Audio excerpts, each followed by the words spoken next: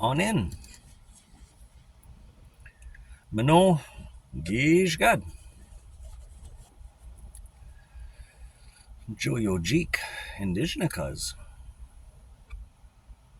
Ma Nabazin, Dojaba. Good morning. I am Joyojik. I am from Nipissing Territory. I thought I would put a video together today for many things have been tearing at my heartstrings over the past quite some time, I guess you could say. What I would like to speak about, I guess, is the negativity and the conflict within the world. It is everywhere. And immediately I would like to shoulder responsibility for my part in it. For I play a great part in that. And I can shoulder responsibility. So at any time during my chat today, um, if you feel ever at any time that I'm pointing fingers, I want you to know that if you feel like that I am pointing a finger, what I am is I am perhaps pointing a finger, and I'm pointing that finger at myself, and I am accepting responsibility. So do understand that I'm not taking this out as a personal attack on anybody. It is not an attack in any way, shape, or form. It's more of just an offering of let's just say wisdom and teachings. Um, as mentioned, I of all people, this offer of words coming from anybody but myself is quite ironic and quite comical, I guess you could say. As anybody knows me, knows that I'm quite confrontational. I live within quite a bit of conflict. To be super truthful, opposite. I up until this point and still struggle to live Mino Gomatsuin, to live the good life. So I guess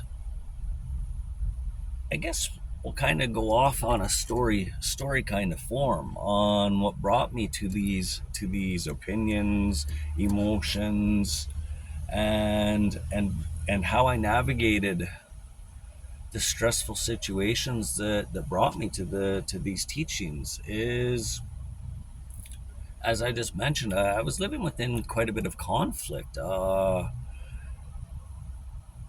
and I could not understand why. For I tried to live very truthful when it comes to meeting any type of situation head on. I look to it for the truth. I try to accept responsibility for my shortcomings within the within the task in which I'm out to solve, and I learn from it, and I do these things. So I found I find right now it's got me really perplexed as to how we have so many people in the world that have two different opinions on the same thing. Let's just use the circumstances in Palestine, Israel, Palestine right now. The knowledge in which I carry, and perhaps it's a biased knowledge, and I think that's what we all suffer from quite often. But I am under the impression that the Palestinians are suffering a grave injustice and a horrific situation. These are the teachings in which I have. However, I've never been to Palestine. I've never been to Israel. I do not know really what's going on there. And what kind of has me quite baffled is how there are two bodies of amazing people that hold opposite opinions.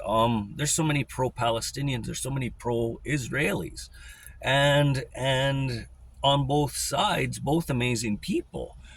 So many people are saying, down with Palestine. So many people are saying down with Israel. And for me, I've kind of sided. I can honestly say I've always been kind of pro Palestine, and that's because of the knowledge in which I hold towards it, which is, like I said, it's knowledge in which I hold. It's perhaps biased, and I don't hold enough knowledge on it to really side with either side, I guess. And that's maybe the gist of some of the conversation today. A lot of same goes into the political politics within so-called North America right now. I know in Canada, liberals versus conservatives versus NDP, all these terms, people are really judging one another, and people have become really against one another, and I can't make sense of it. I have friends that are liberal, and I have friends that are conservative, and and both people are absolutely amazing people, just beautiful, beautiful people. But both sides are heckling the other. Oh, those good for nothing liberals, or those good for nothing conservatives. It's really strange to me. So it started weighing heavy on me, and I felt that I had to make some changes, because I was one of the most negative people in the world, and I was one of the most controversial people in the world. I myself don't side any longer with Palestine or Israel, for the simple fact I do not know enough. I would have to go there, or I would have to go and sit with groups of both parties and make sense of why there is so much anger. What would make one person want to kill another? It doesn't make sense to me. Um, but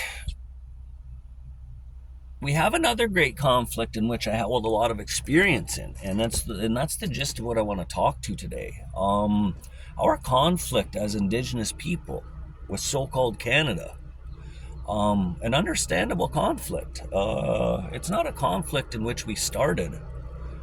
It was brought to us. However, I feel that we are kind of bowing to the colonial lifestyle of conflict when it comes with our dealings with this. And this is where these teachings I'm gonna speak about is kind of where I came to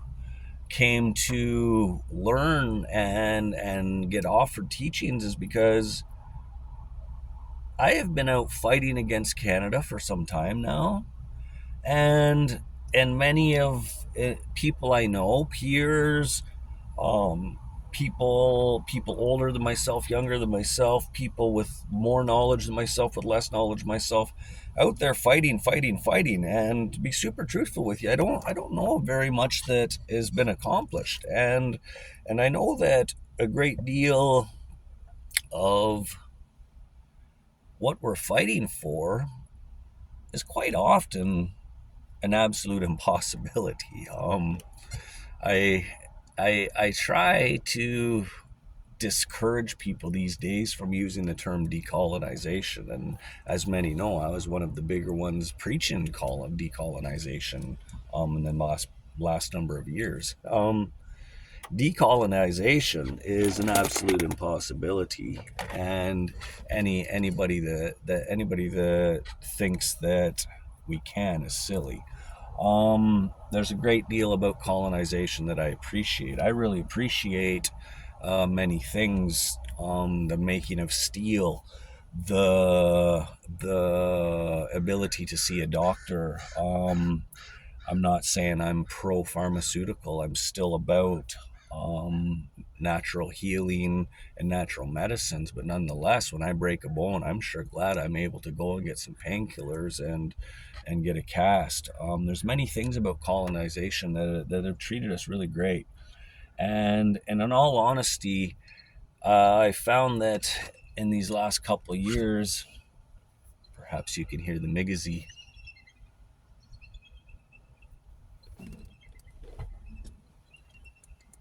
offering us to take these prayers away.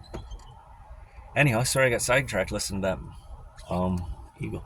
So what I was getting into is quite the conflict within within fighting so-called Canada, and the amount in which we've we've not really accomplished anything.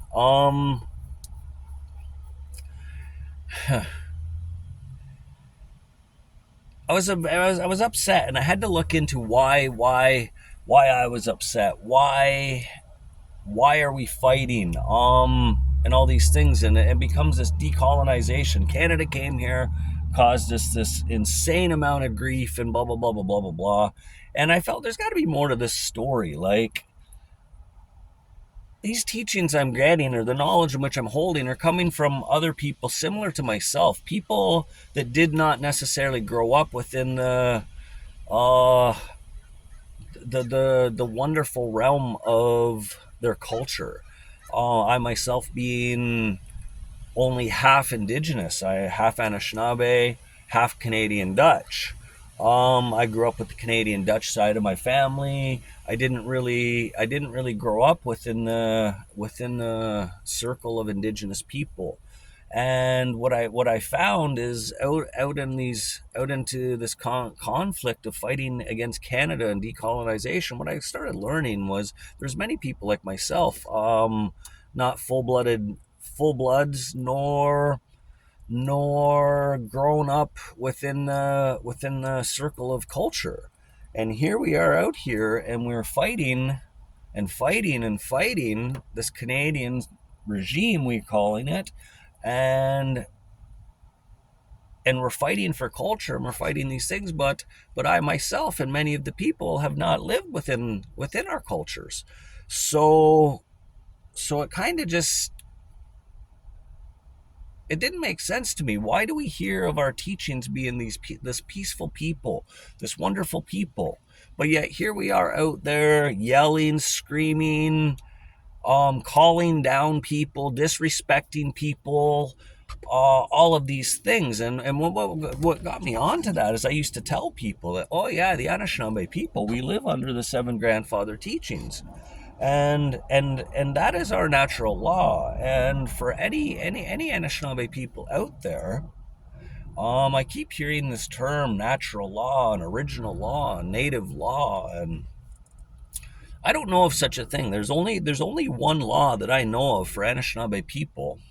One set of laws, and they're the seven grandfather teachings. They're the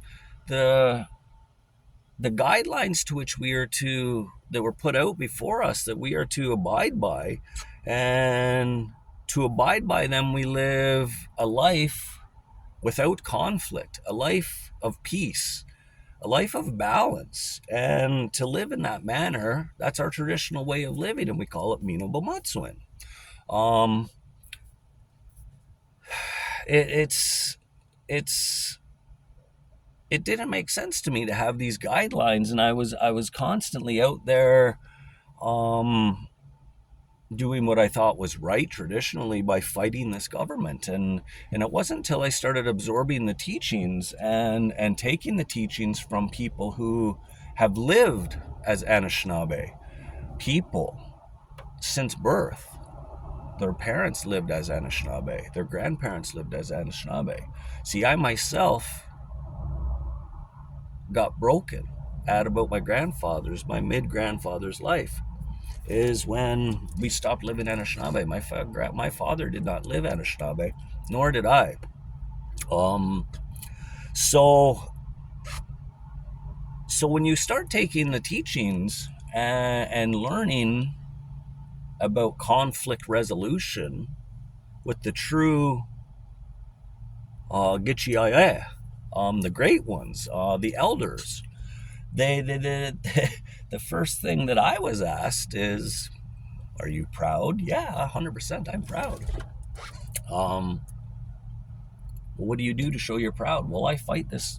Can't. Well, whoa, whoa, whoa! You what? You fight? Yes. Well, right off the bat, there's nothing more colonial. There's nothing more of a colonial thing that we could be doing than to be fighting. We don't fight. We don't fight as Anishinaabe people. We live within these guidelines. Zalga Edwin, which is love. Debwewin, truth. Guayaquatazawin. I always say that one wrong. Which is honesty, virtue. Debasandizawin, humility. Menaja Edwin, respect. Zoom Gade Ewin, courage and bravery. Finally, Nabwakawewin, which is wisdom. And every single decision we make are to be within those 7 grandfather teachings. So when I got thinking about it, when I'm out there yelling at the police, I'm not respecting the police. I'm not respecting my fellow human. When I'm out there doing these things, I'm not living within these guidelines. And these are actually the original guidelines in which was laid out to me to live as Anishinaabe people. So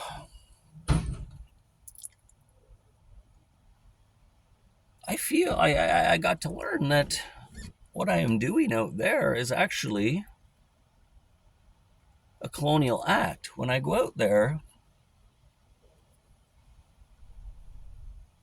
and I cause disruption,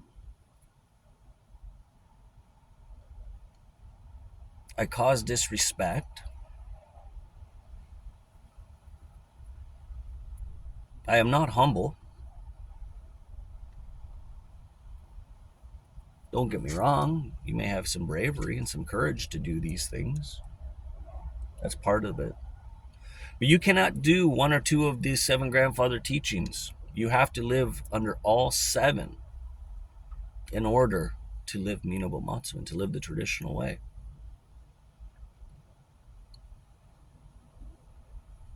So I encourage everybody to do as I have done and go and humble yourself and understand that before you offer teachings, you need to go and accept the teachings. You can't just take a culture, jump into it, and start acting like a leader.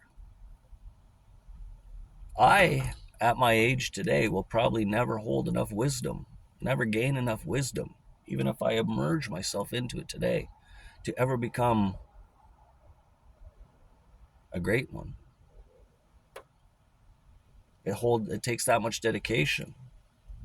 Therefore, I don't have the right to go out there and offer words about Anishinaabe and against Canada. Now,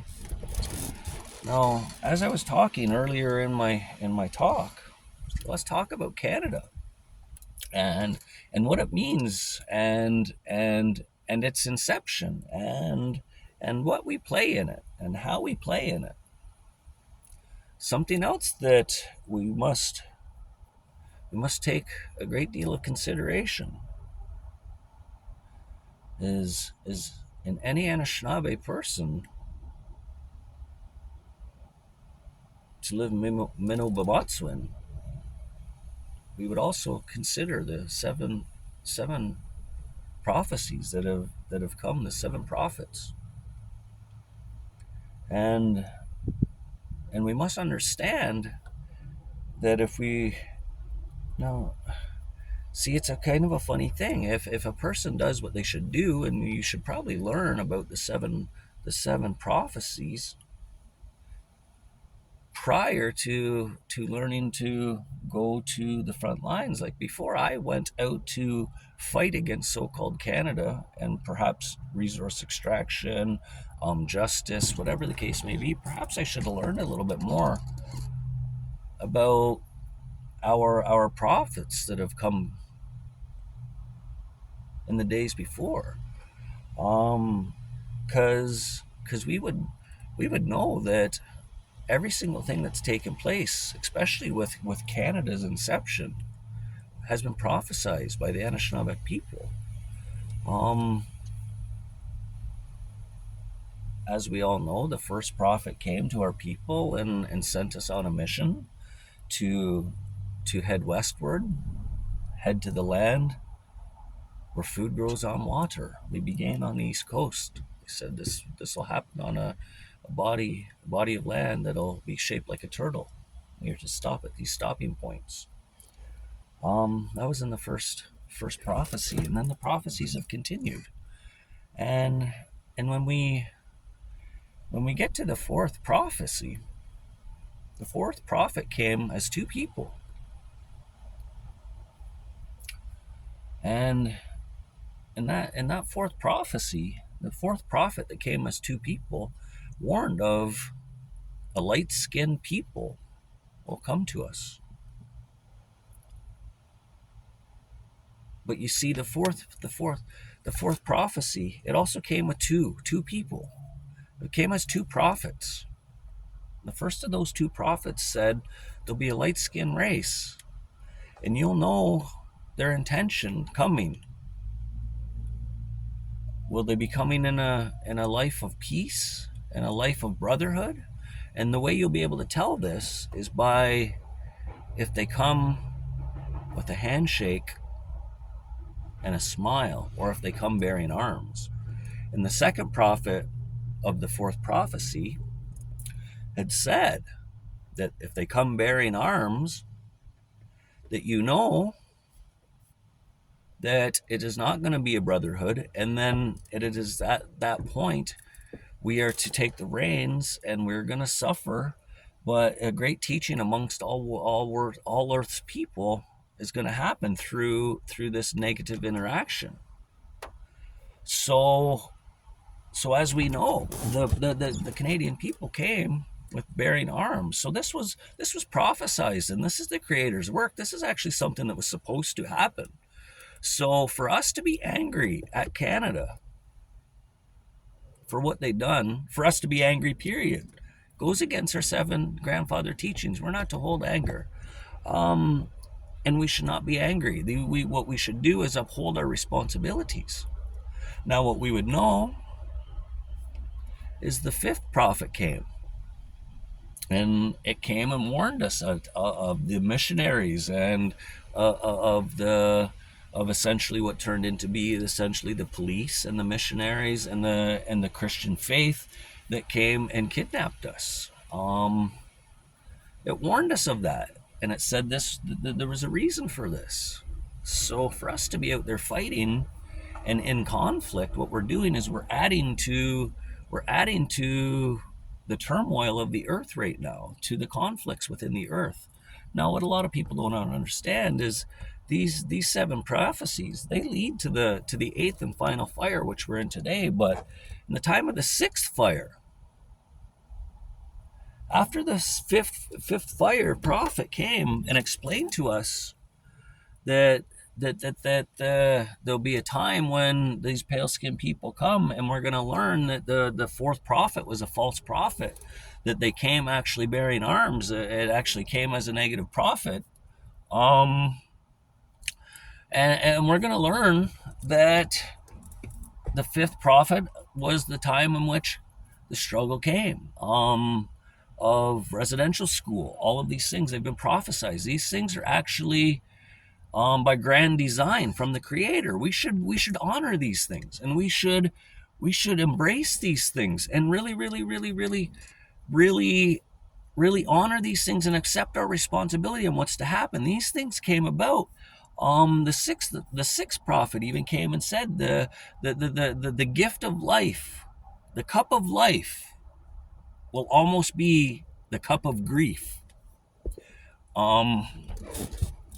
It's talking of the time of residential school and post-residential school, the time entering the 7th fire, in which we are now. The 7th fire is us. We are the 7th fire. We are a time when we are to come together, when the Anishinaabe nation is to come together and to hold peace for these light-skinned people, and to teach them the proper way. And what will happen with that, it'll teach the entire world. What will happen is the entire world's peace relies on how we deal with this conflict and this and what what I these are teachings in which I've learned, and what I know is I was playing a terrible part in this. I was fighting, I was angry, I was putting people down, and you can never do these things. To live within the seven grandfather teachings, you can never disrespect anybody, even if you're out there against somebody that's done your sister harm, that's done you very, very, very wrong, perhaps the worst injustice of your life. You're still to pray, you're still to respect those people. And if we respect our prophets and we live under the seven grandfather teachings, we will create what's called the Rainbow Nation, the real Rainbow Nation. The eighth and final fire will be lit, and it'll be a life of wonder, of blitz, of spirituality, of zero conflict, and of beauty, and of non-materialistic. That's the a lot of people don't realize, entering the eighth and final fire. That's the decision thing. There is, we, as Anishinaabe people, we are to, in the seventh fire, rekindle these relationships and make this blossom, so that when the eighth and final fire is lit, what the eighth and final fire is the road to materialism and the Wendigo, or you take the other road, which is the road to spirituality and the road to splendor and beauty and all these things, non-material. What we have to do is we have to turn back, and if you read the seventh prophecy, it's a time in which we're in right now, and there's no denying it. And these have been prophesied since time immemorial. As we know, I can't help but feel that, also it's been prophesied, the Anishinaabe, the a boy will be born, and retrace, they will find the scripts that were buried over the cliff in the ironwood. That's all of us. That's all of us as warriors out here. It's all of our jobs to go out there and encourage a life under the seven grandfather teachings, a life of peace and balance and no conflict, and to understand and take the teachings of the prophecies, so that we know our responsibilities here as Anishinaabe people. I think I've went on long enough about that, and like I say, learn these things. I ask that we learn these things. I'm learning these, and it's bringing a great deal of awareness to myself. It's bringing a great deal of balance. And in all honesty, it's a responsibility, and this is nothing short of a responsibility. Do know that all the atrocities that have happened to us Indigenous people here on Turtle Island, they were not in vain. They were of great creation. There's a reason this has happened, and we need to honor these things and respect these things. I'm not saying be pro Canada. That's not what I'm saying. What I'm saying is these things are happening for a reason. We have a responsibility ahead of us to take these teachings and pass them on. And I encourage people to stop fighting. Stop fighting a war that you're never going to win. There's no winners in war. There's no winners in a conflict. You'll learn that in your teachings. Go into ceremony. You'll learn there's no winning in a conflict. There's two losers. That's it. That's all. And as mentioned, of all people to be offering this lecture, it's probably the most conflictual person there is. So I'm learning. I'm going by these teachings. I'm not saying I'm not offering these teachings because I say I live by this and you should too. No, I'm saying these are the teachings in which we all need to learn and understand and uphold our responsibility as Anishinaabe people. So with that, I'll close this, and Apajigo Miigwech, Bizandoyeg. Thank you very much for listening, and have a great day.